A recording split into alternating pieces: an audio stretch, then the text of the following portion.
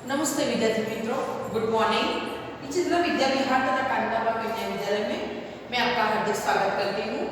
कक्षा 8 विषय हिंदी इकाई 2 कच्छ की सैर, उसके लेखक है हरीश ढोलकिया। उसका आज हम अभ्यास करेंगे।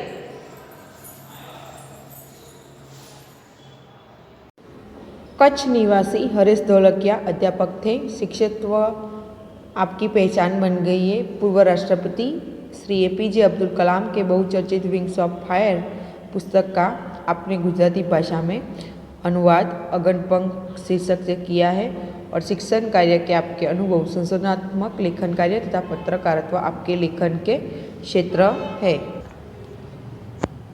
कच्छ मित्र में आप सुरखाब स्तंभ अंतर्गत लिखते हैं और आपका सृजन कार्य अगंदनो पंख 400% आनंद तथा शिक्षण संबंधी गुजराती साहित्य लोकप्रिय। जो हरीश ढोलकिया है वो गुजराती साहित्यकार है।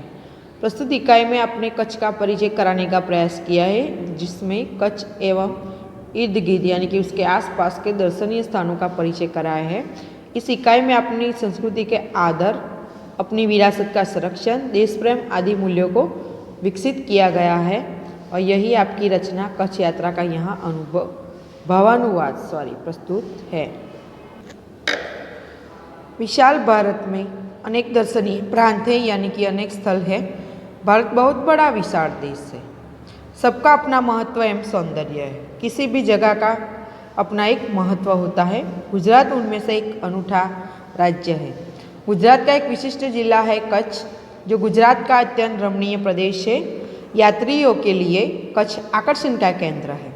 इसका पौराणिक महत्व भी कम नहीं है। आप यहाँ देख सकते हैं, कौन सा ये चित्र दिया गया है, नल सरोवर का। अनेक दर्शनीय स्थानों के वैविध्य के कारण इसे म्यूजियम अथवा तो संग्रहालय भी कच्छ को कह सकते हैं।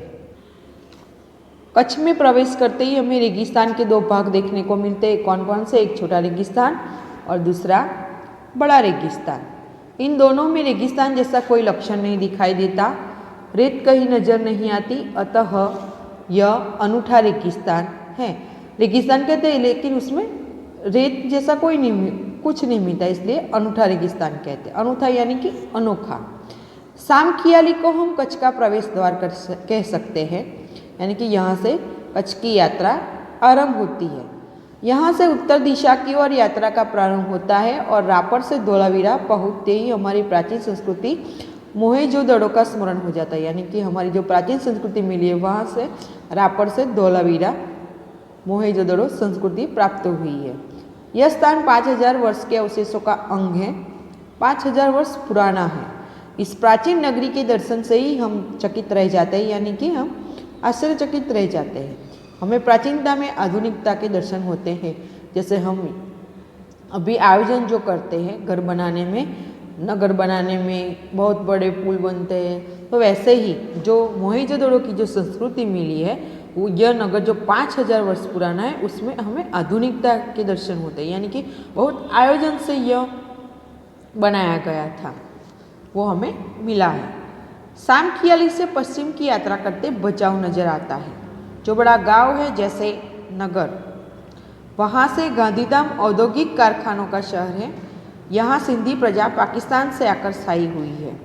गांधीधाम, आदिपुर तथा गोपालपुरी उद्योगों के कारण विकसित हुए दिखाई देते हैं। कौन कौन से स्थल उद्योगों के कारण विकसित दिखाई देते हैं? गांधीधाम, आदिपुर और गोपालपुरी। आदिपुर में गांधी स्मृति तथा पास ही कंडला बंदरगाह का बड़ा महत्व है। कंडला का विकास यहाँ की प्रजा के लिए महत्वपूर्ण है। कंडला महत्वपूर्ण बंदर है गुजरात का। कंडला से दक्षिण की ओर भद्रेश्वर अति प्राचीन जैन यात्राधाम। भद्रेश्वर किन लोगों का यात्राधाम है? जैन।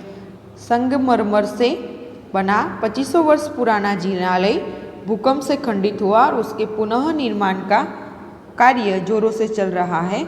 इसे आधुनिकता का स्पर्श मिला है। मुंद्रा शहर तहसील मुख्यालय भी है, यानी बॉर्डर का शहर। तहसील यानी कि जो बॉर्डर आती है, उसकी बात की गई है। यहाँ अनेक उद्योगों के कारण विकास की दिशा खुली है। समुद्र के किनारे बंदरगाह विकसित हुआ है।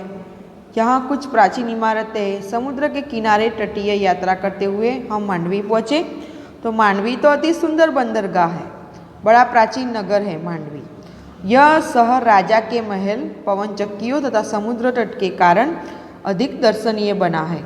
यहाँ VRTI ग्राम्य संस्था है, 72 जिनालय है और पास ही बिंदड़ा गांव में अंतर्राष्ट्रीय अस्पताल है।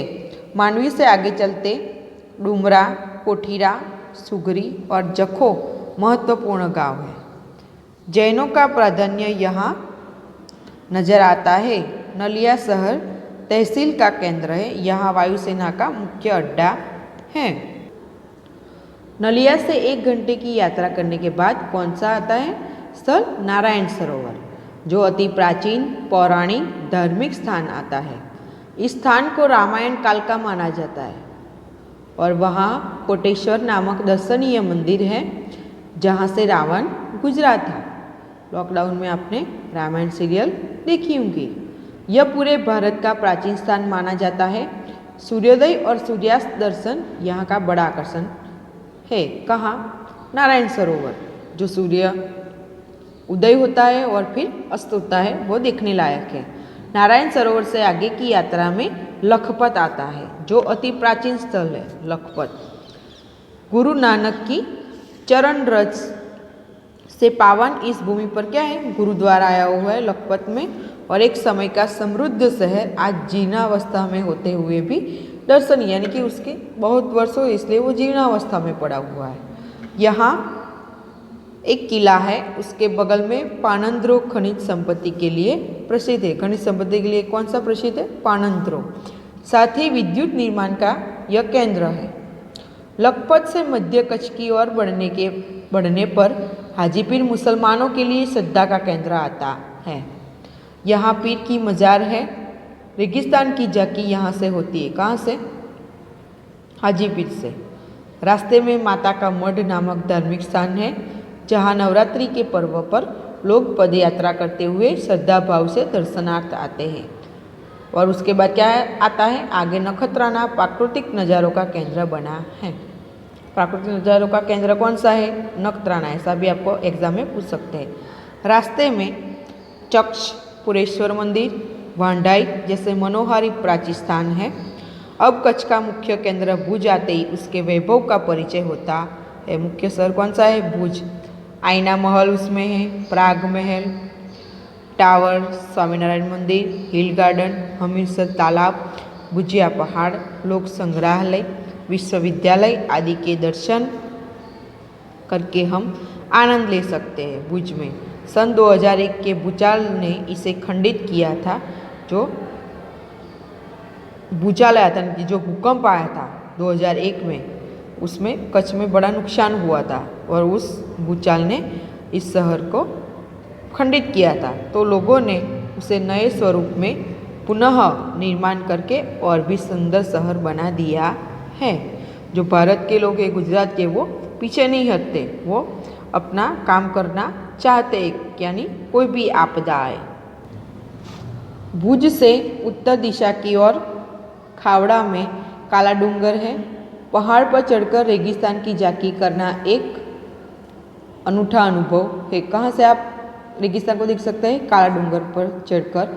सरकार एवं स्थानीय जनता द्वारा रणोत्सव का आयोजन होता है और देश भर से लोग यहाँ आते हैं। सफ़ेद रेगिस्तान को देखना एक आनंददायी घटना है। भुज से अंजार भी जाया जाता है। आगे बढ़ते हुए सृजन संस्था में यहाँ की प्रजा की हस्तकला जो का परिचय होता है, जो प्राचीन है हस्तकला, उसका सृजन संस्था में आप प्रदर्शन देख सकते हैं। जेसल तोरल की स्मृति में मंदिर बना है, जो ऐतिहासिक स्थान है और यहाँ से आदिपुर तथा गांधीधाम जा सकते हैं। सूरजबारी नामक स्थान से हमारी कच्छ यात्रा पूर्ण होती है, जो अविस्मरणीय स्मृतियाँ छोड़ जाती है। कहा जाता है कच्छ नहीं देखा तो कुछ नहीं देखा। जो अमिताभ बच्चन की ऐड आती है वो आप देखते हैं। कच्छ गुजरात का गौरव है और दुनिया भर के लोगों के लिए किसी भी मौसम में दर्शनीय एवं आकर्षण का केंद्र है।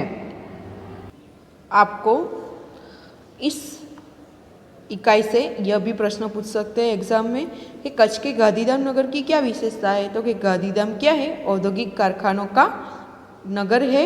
यहाँ सिंधी प्रजा कहाँ से? पाकिस्तान से आकर बस गई है। भद्रेश्वर क्यों प्रसिद्ध है? भद्रेश्वर जैनों का अति प्राचीन यात्रा धाम होने के कारण प्रसिद्ध है और यहाँ जैनों का 2500 वर्ष पुराना क्या है? संगमरमर से बना जिनालय है। ऐसे प्रश्न आपको पूछ सकते हैं। रिक्त स्थानों की पूर्ति कीजिए, ऐसा भी खाली जगह में आपको पूछ सकते हैं। गुजराती में उसे क्या कहते हैं? खाली जगह। तो साम खियाली को हम कच्छ का क्या कह सकते हैं? प्रवेश द्वार। गांधीधाम में खाली जगह प्रजा पाकिस्तान से आकर बस गई थी, सिंधी। हाजी पीर में पीर का क्या है? मजार है। गांधी स्मृति का स्थान खाली जगह में है, आदिपुर में। खाली जगह से कच्छ की यात्रा पूर्ण होती है सूरतबारी से, और शुरू कहाँ से होती है? साम खियाली से। और आपको टूक नोट भी पूछ सकते हैं। कौन सी? तो कि मरुभूमि रेगिस्तान की। तो मरुभूमि रेगिस्तान में आप लिख सकते हैं कि जिस प्रदेश में दूर दूर तक रेत ही रेत दिखाई देती है उसे मरुभूमि या रेगिस्तान कहते हैं। मरुभूमि में वर्षा बहुत कम या बिल्कुल नहीं होती। यहाँ पानी के लिए दूर दूर तक भटकना पड़ता है। कहीं कहीं ऐसे स्थान होते हैं जहाँ भूमि से पानी निकलता है और ऐसे स्थानों को मरु उद्यान कहते हैं।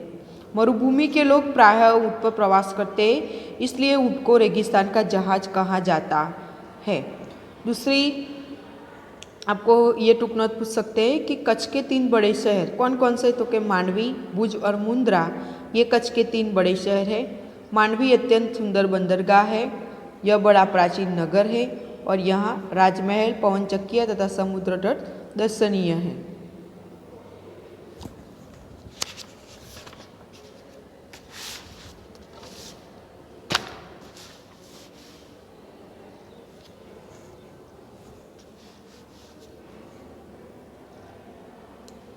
भुज जो कि वैभवशाली नगर है, यहाँ आईना महल, प्राग महल, हिल गार्डन, स्वामीनारायण मंदिर, हमीरसर तालाब, पूजिया पहाड़ आदि दर्शनीय स्थान है। और मुंद्रा में अनेक उद्योगों का विकास हुआ है और यहाँ कई प्राचीन इमारतें हैं।